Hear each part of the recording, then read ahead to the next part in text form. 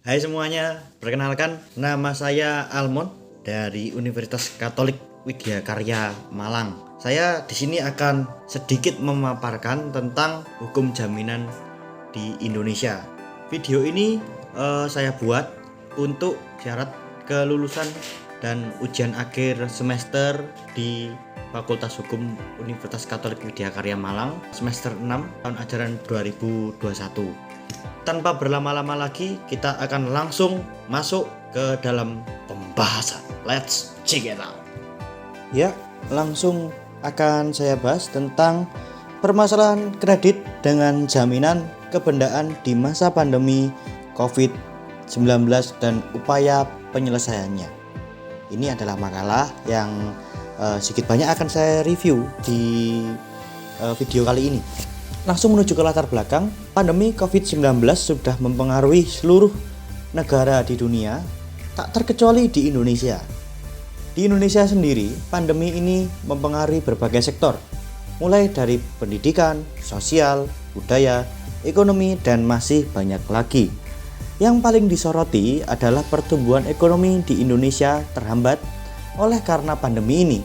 Itu sebabnya tak sedikit orang yang sudah melakukan pinjaman dengan jaminan kebendaan sebelum pandemi, lalu kesulitan melunasi utangnya karena adanya pandemi. Tentunya hal tersebut bukan keinginan debitur, akan tetapi kondisi dunia yang tidak terelakkan dan butuh ditemukan penyelesaiannya dalam bidang hukum di Indonesia. Berikut ada rumusan masalah, ada dua rumusan masalah, yaitu yang pertama, permasalahan kredit dengan jaminan kebendaan di masa pandemi COVID-19. Yang kedua adalah bagaimana upaya penyelesaian permasalahan kredit dengan jaminan kebendaan di masa pandemi COVID-19. Langsung menuju ke pembahasan. Melihat perekonomian di saat pandemi, Indonesia tampaknya kesulitan untuk menghadapinya, terutama para pengusaha UMKM dan orang yang melakukan pinjaman dengan jaminan kebendaan. Itu dikarenakan segala hal yang disepakati sebelum pandemi tentunya tidak bisa diperkirakan bahwa dampak dari pandemi sangat mempengaruhi perekonomian. Pemerintah pun tidak tinggal diam dan mengeluarkan POJK dengan harapan memberi keringanan atas kredit yang sudah berjalan agar bisa menghadapi kondisi perekonomian sulit di saat pandemi. Seperti yang terdapat dalam pasal 2 Peraturan Otoritas Jasa Keuangan Republik Indonesia nomor 11 POJK.03/2020 tentang stimulus perekonomian nasional sebagai kebijakan countercyclical dampak penyebaran coronavirus disease 2019 yang berbunyi 1. Bank dapat menerapkan kebijakan yang mendukung stimulus pertumbuhan ekonomi untuk debitur yang terkena dampak penyebaran COVID-19, termasuk debitur usaha mikro, kecil, dan menengah. 2. Kebijakan yang mendukung stimulus pertumbuhan ekonomi sebagaimana dimaksud pada ayat 1 meliputi A. Kebijakan penetapan kualitas aset dan kebijakan restrukturisasi kredit atau pembiayaan. 3. Bank dalam menerapkan kebijakan yang mendukung stimulus pertumbuhan ekonomi sebagaimana dimaksud pada ayat 1 tetap memperhatikan penerapan manajemen risiko sebagaimana diatur dalam Peraturan Otoritas Jasa Keuangan mengenai penerapan manajemen risiko bank.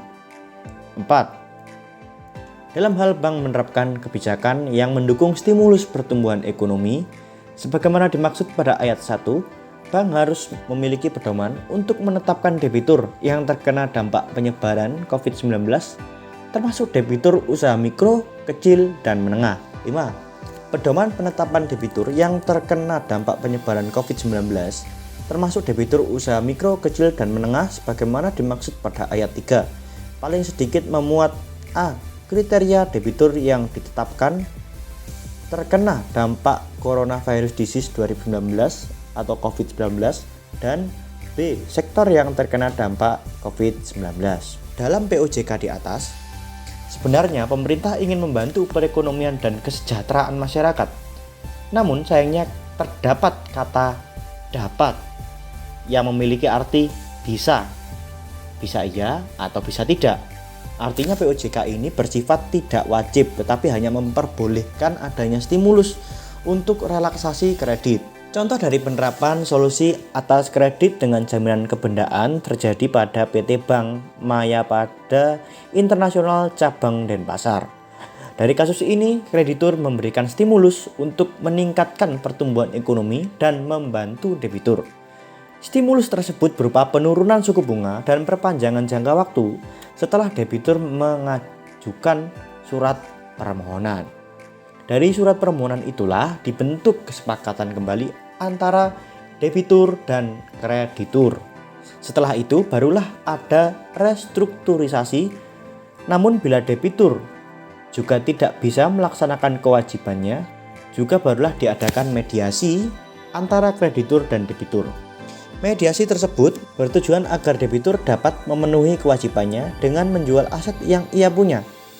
Jika mediasi tak kunjung menemukan solusi, maka pihak bank akan menempuh jalur hukum, di mana pihak bank akan melakukan penagihan dan penyitaan terhadap barang jaminan dan kemudian membawa ke badan lelang.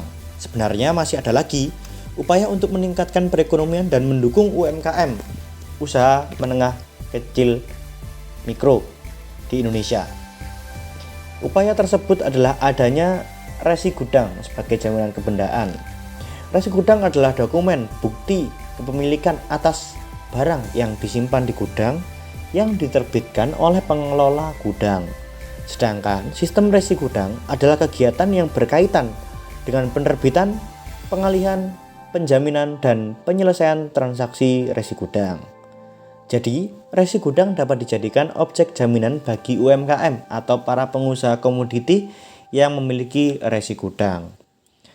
Namun sayangnya, hal tersebut masih kurang familiar di Indonesia dan jarang diterapkan karena kurangnya sosialisasi dari pemerintah terkait adanya resi gudang yang bisa dijadikan objek jaminan untuk berutang. Dilihat dari objek jaminannya, sertifikat resi gudang dapat dikategorikan sebagai surat berharga karena memenuhi unsur-unsur dari surat berharga.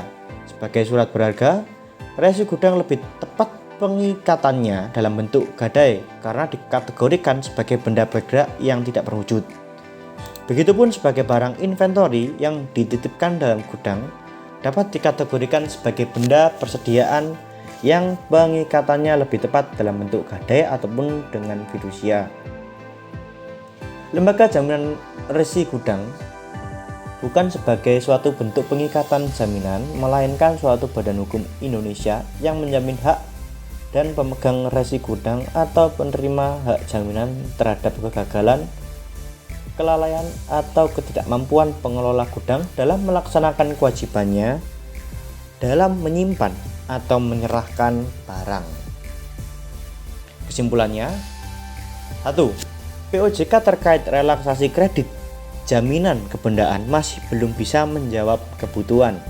Hal tersebut dikarenakan POJK tersebut bersifat dapat, bukan suatu keharusan dari pihak bank untuk memberi keringanan atas kredit jaminan kebendaan. Yang kedua, adanya jaminan resi gudang membantu UMKM maupun pengusaha komoditi untuk melakukan pinjaman. Namun sayangnya pemerintah kurang melakukan sosialisasi terkait pinjaman yang bisa dilakukan dengan jaminan resi gudang. Yang terakhir adalah saran. Yang pertama, membuat POJK ulang tentang relaksasi kredit jaminan kebendaan yang bersifat wajib agar pihak kreditur bisa melaksanakan pula dengan tegas tanpa ragu-ragu atas POJK tersebut. 2. Menggencarkan sosialisasi terkait jaminan atas resi gudang kepada para pengusaha UMKM dan atau pengusaha yang bergerak di bidang pertanian dan komoditi agar bisa terbantu kesejahteraannya. Sekian pembahasan tentang makalah terkait dengan permasalahan kredit dengan jaminan kebendaan di masa pandemi COVID-19 dan upaya penyelesaiannya. Sekian dan terima kasih.